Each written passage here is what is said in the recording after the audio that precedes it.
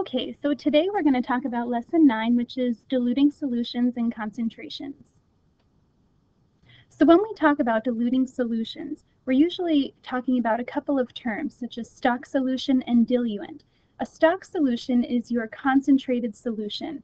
A concentrated solution are things like coffee and other beverages that require a concentrate before you add water to dilute it down. So with coffee, your coffee grounds would be the stock solution, and the water to dilute it down would be your diluent. Now, depending on how much diluent you add, you can make your coffee stronger or you can make it weaker. The same thing with beverages, juices, things we don't talk about in college like alcoholic beverages. You add a concentrate, and depending on how much you add of that concentrate and then how much diluent you add will determine how strong that solution becomes. So in veterinary medicine, we're usually talking about disinfectant chemicals and medications. So disinfectant chemicals, for instance, there is a disinfectant called Clorox Cleanup.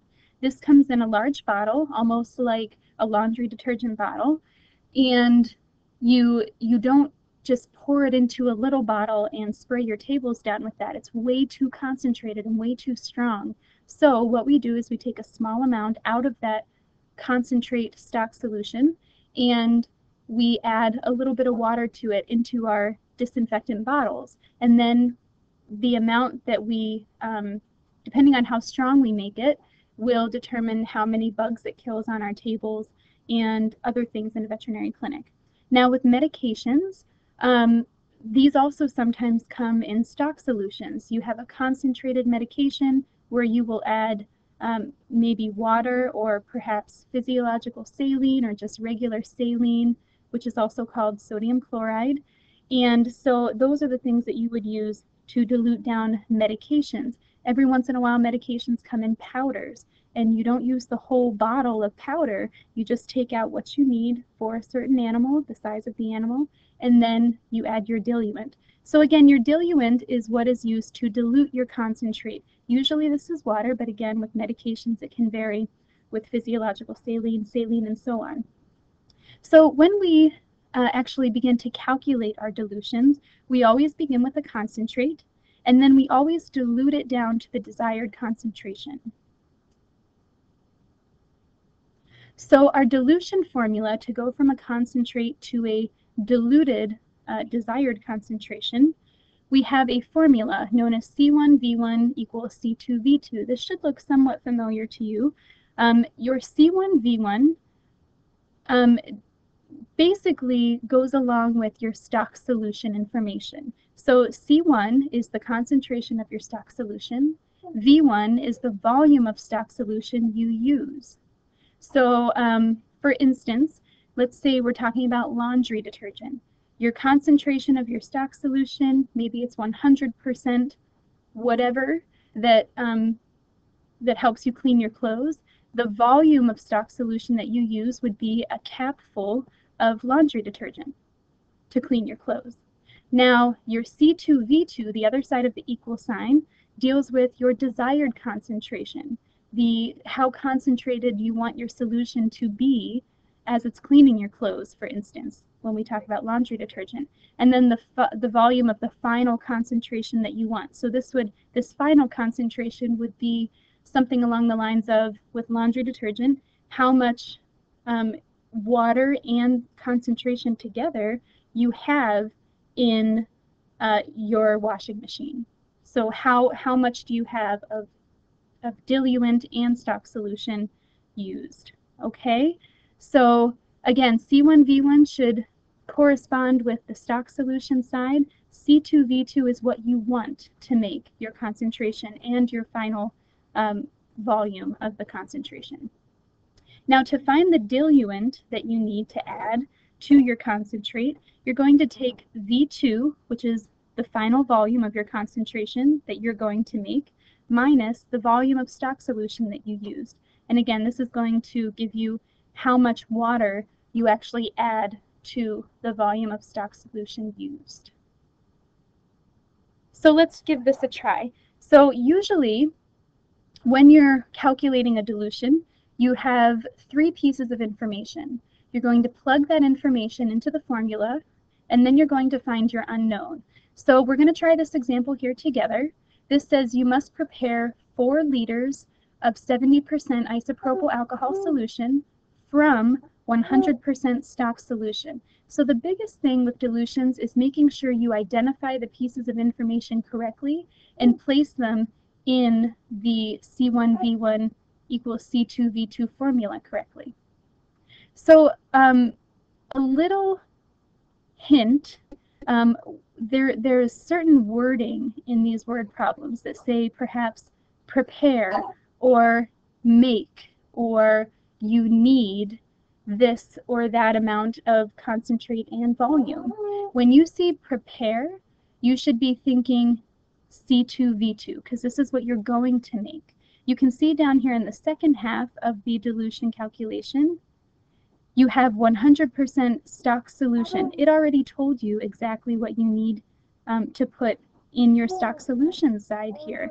So this 100%, the percents are always correlated with your concentrates. So 100% is your C1, because this is the stock solution side.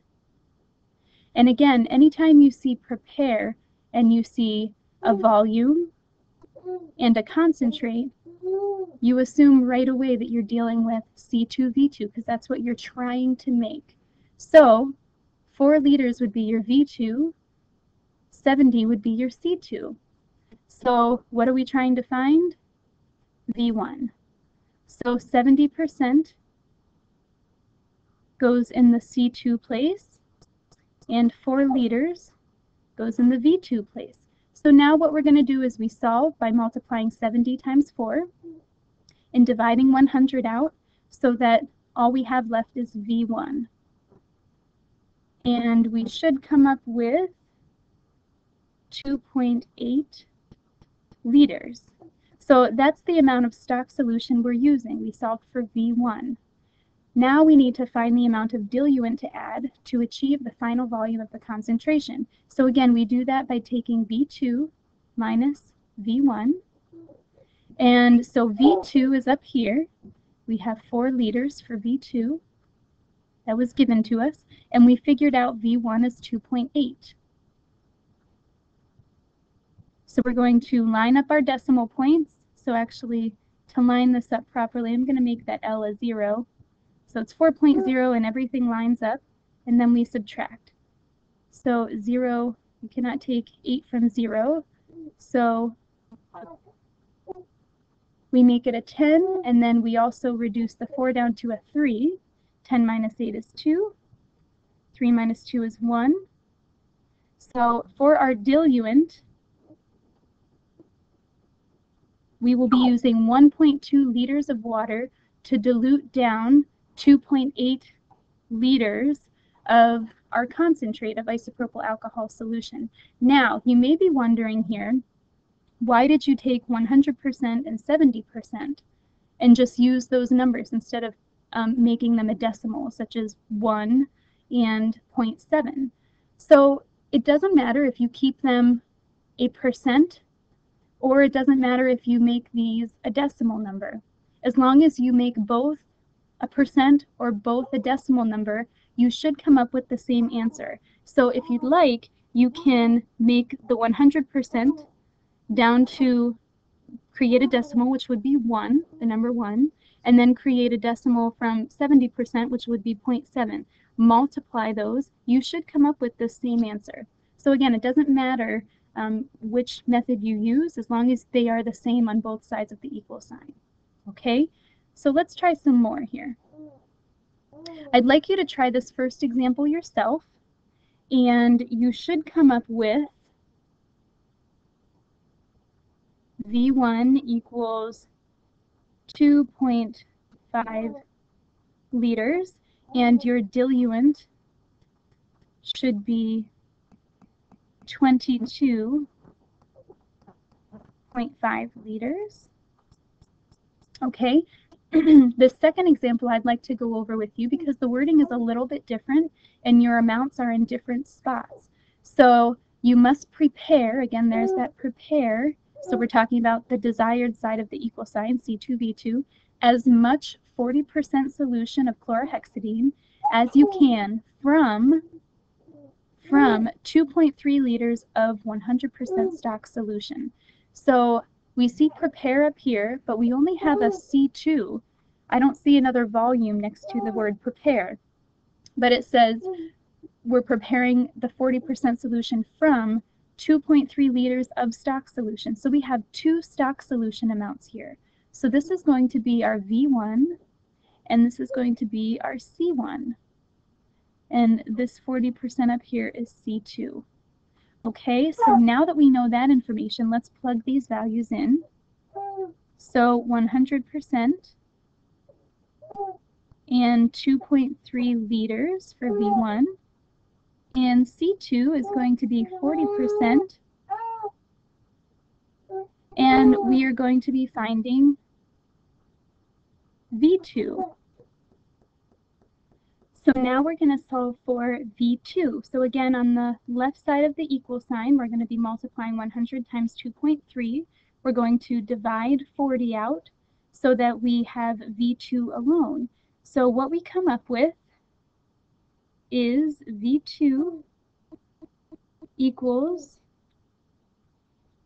5.75, sorry about that, liters. So this is 5.75. And your diluent is going to be 3.45, which in veterinary practice we would most likely make this 3.5 because 3.45 is pretty difficult to measure in a measuring cup. So now how I came up with the diluent, we take V2 minus V1. So again, this is going to be 5.75 minus V1, which is 2.3. I'm going to add a 0 here just so that everything lines up. So 5 minus 0, 7 minus 3 is 4, 5 minus 2 is 3, and that's how I came up with a diluent of 3.45 liters. So now for this last page, I'd like you to try these examples yourself. And again, you're making both of these solutions from a 95% stock solution. So you're doing two different calculations here because they're two different concentrated solutions that you would like to have.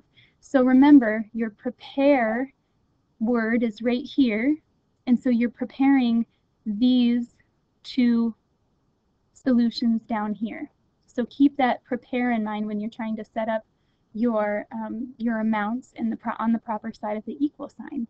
So for these, the first one here, you should come up with V1 equals 5.7 liters. Sorry, I keep doing that. 5.7 liters. I rounded that. And your diluent will be 0.3 liters. Let me just erase this very quickly. This line here. There you go. And for the second one here, you have V1 equals 6.6 liters. And the diluent is 2.4 liters. Now, just to make a note of this, you have a 95% stock solution. You're only the one that you want to make down here is 90%. That's pretty close to 95% solution. So keep that in mind because you're gonna have a lot more solution that you're adding from the stock solution and less diluent so that you can keep that solution pretty strong, just like it says here. Now this one you've reduced down a little bit more to 70. So again, you aren't going to be adding as much concentrate, and you're going to be adding a little bit more diluent to dilute it down to a 70% solution. So just keep that in mind. That's a little connection that you should make. This one is going to be pretty strong because it's close to 95. This one will not be as strong. You'll notice you're adding more diluent to dilute it down and make it a little bit weaker. Okay, so please do the practice problems in your textbook. And also, before you do your assignment, make sure that you understand this information very well. And if you have any questions, please come see me. Thank you.